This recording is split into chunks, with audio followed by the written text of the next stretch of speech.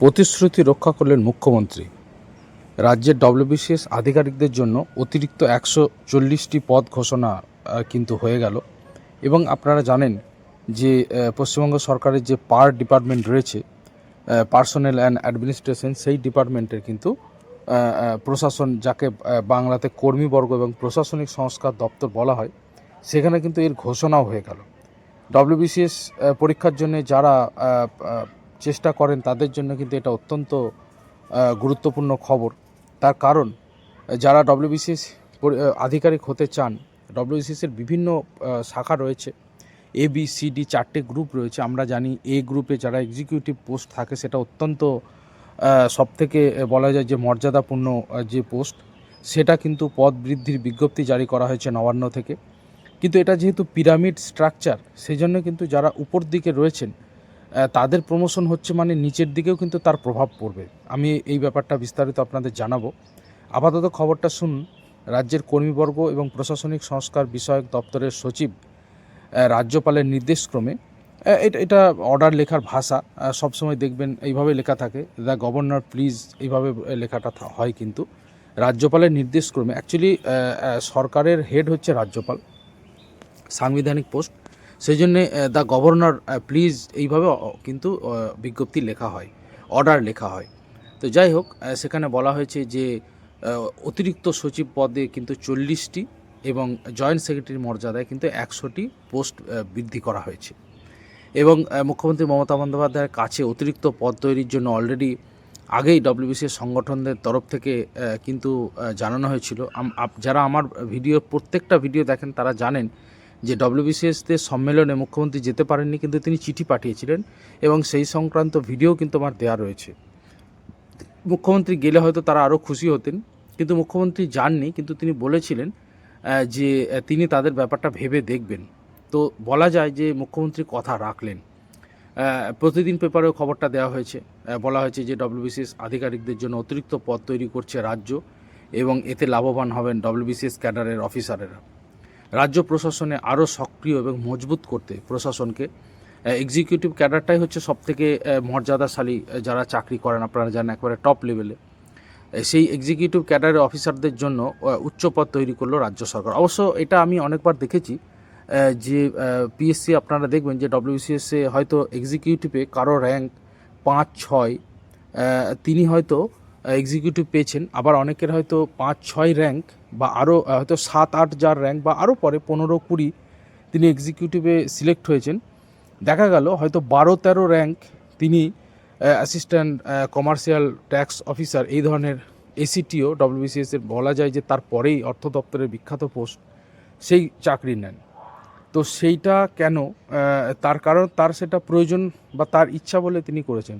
অর্থাৎ এমন নয় যে তিনি তার পড়াশোনার মানের ক্ষেত্রে এরকম কোনো সিলেকশন হয় না, তার কারণ এটা যারা চাকরি করেন তাদের উপর ছেড়ে দেওয়া হয়।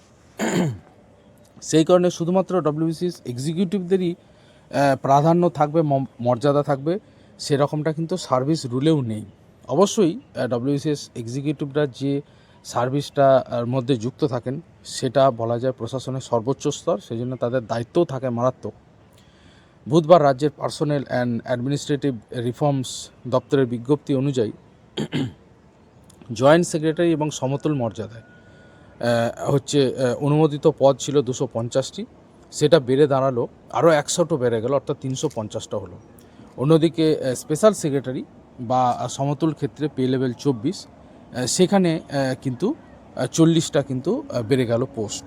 এদিন নবান্নের জারি করা বিজ্ঞপ্তিতে অ্যাডিশনাল সেক্রেটারি স্তরেও পদের সংখ্যা বাড়ানোর সুযোগ রাখা হয়েছে।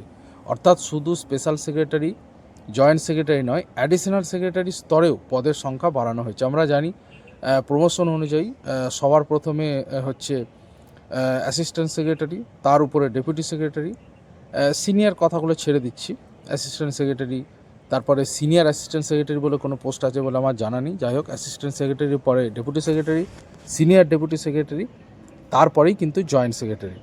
জয়েন্ট সেক্রেটারির পরে অবশ্যই অ্যাডিশনাল সেক্রেটারি পোস্ট রয়েছে। এছাড়া অ্যাডিশনাল সেক্রেটারির পরে জয়েন্ট সেক্রেটারির পরে অ্যাডিশনাল সেক্রেটারি, তারপরে স্পেশাল সেক্রেটারি, তার উপরে তো সেক্রেটারি ইন দ্য ডিপার্টমেন্ট, যেটা এখন ক্রিয়েট করা হয়েছে, এই পোস্টগুলো আগে ছিল না। তো যাই হোক, 350টা পোস্ট হয়ে গেল। এক্ষেত্রে 140টি পদ বাড়লো জয়েন্ট সেক্রেটারির ক্ষেত্রে। অ্যাডিশনাল সেক্রেটারি স্তরে তারা কিন্তু উন্নতি করবেন। জয়েন্ট সেক্রেটারি থেকে অ্যাডিশনাল সেক্রেটারি হবেন এবং তারপরে তারা স্পেশাল সেক্রেটারি হবেন। তো স্পেশাল সেক্রেটারি মানে বিশাল ব্যাপার। একটা ডিপার্টমেন্টে বিশেষ সচিব বলা যায়, আইএএসরাই এই সমস্ত পোস্টগুলো হোল্ড করেন, কিন্তু ডব্লিউবিসির আধিকারিকরাও স্পেশাল সেক্রেটারি পোস্টে যেতে পারবেন এবং তাদের সুযোগ আরও বেড়ে গেল। দেখুন, এটা আনন্দবাজারেও দেওয়া হয়েছে।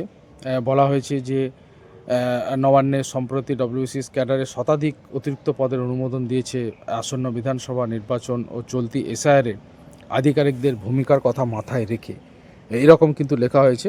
যদিও বিষয়টা এরকম নয়, তার কারণ মুখ্যমন্ত্রী আগেই জানিয়েছিলেন যে তিনি এই ধরনের তাদের পাশে আছেন ডব্লিউবিসিএস আধিকারিকদের এবং তাদের ব্যাপারটা ভেবে দেখবেন, এরকম কিন্তু তিনি আগেই বলেছিলেন। তো যাই হোক, যুগ্ম সচিব মানে যেটাকে জয়েন্ট সেক্রেটারি বলা হচ্ছে, তাতে কিন্তু তাতে যেমন নতুন 100টা পোস্ট হলো এবং স্পেশাল সেক্রেটারি বা বিশেষ সচিব পদে কিন্তু পোস্ট বাড়লো আরও 40টা এবং তাদের বেতন স্তর কিন্তু পে লেভেল কিন্তু 24 এবং যুগ্ম সচিব অর্থাৎ জয়েন্ট সেক্রেটারি লেভেলে পে লেভেল হচ্ছে 21। একজন পিএসসি ক্লার্কশিপ পরীক্ষা দিয়ে কিন্তু জয়েন্ট সেক্রেটারি অবধি যেতে পারেন, এরকম খুব কম সংখ্যক রয়েছে, কিন্তু রয়েছে এরকম উদাহরণও রয়েছে যেখানে ডব্লিউবিসিএস আধিকারিকরা ম্যাক্সিমামই জয়েন্ট সেক্রেটারি হয়েই তারা রিটায়ার করেন। তবে তাদের স্পেশাল সেক্রেটারি হওয়ার সুযোগ আরও বেড়ে গেল, অ্যাডিশনাল সেক্রেটারি হওয়ার সুযোগও বাড়লো। অ্যাডিশনাল সেক্রেটারির জন্যও প্রস্তাব রাখা হয়েছে যে বৃদ্ধি পাবে, অর্থাৎ জয়েন্ট সেক্রেটারি, অ্যাডিশনাল সেক্রেটারি এবং স্পেশাল সেক্রেটারি বা বিশেষ সচিব পদে তাদের কিন্তু উন্নীত হওয়ার কিন্তু একটা বিরাট সুযোগ এখানে বৃদ্ধি পেল। এবং যেহেতু পিরামিড স্ট্রাকচার, আমি মনে করি এই সিদ্ধান্তের ফলে কিন্তু যারা নিচের দিকে আছেন, তার কারণ উপরের দিকে পোস্টগুলো যারা এতদিন হোল্ড করছিলেন জয়েন্ট সেক্রেটারি, ডেপুটি সেক্রেটারি, তারা যদি উপর দিকে তাড়াতাড়ি প্রমোশন পান তাহলে নিচের দিকটাও খালি হবে পিরামিড স্ট্রাকচার অনুযায়ী। সুতরাং এই সিদ্ধান্ত অত্যন্ত তাৎপর্যপূর্ণ বলে আমি মনে করি।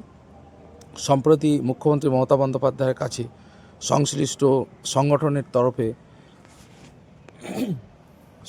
সংগঠনের তরফে কিন্তু বকেয়ার দাবি করা হয়েছিল, অর্থাৎ বকেয়া যে সমস্ত সিদ্ধান্তগুলো তারা মুখ্যমন্ত্রী বলেছেন যে পরে ভেবে দেখবেন, সেগুলো নিয়ে তাদের যে বিসিএস অফিসারদের যে সংগঠনদের যে মিটিং হয়েছিল, অ্যানুয়াল যে সম্মেলন হয়েছিল, তাতে মুখ্যমন্ত্রী যোগ দেননি।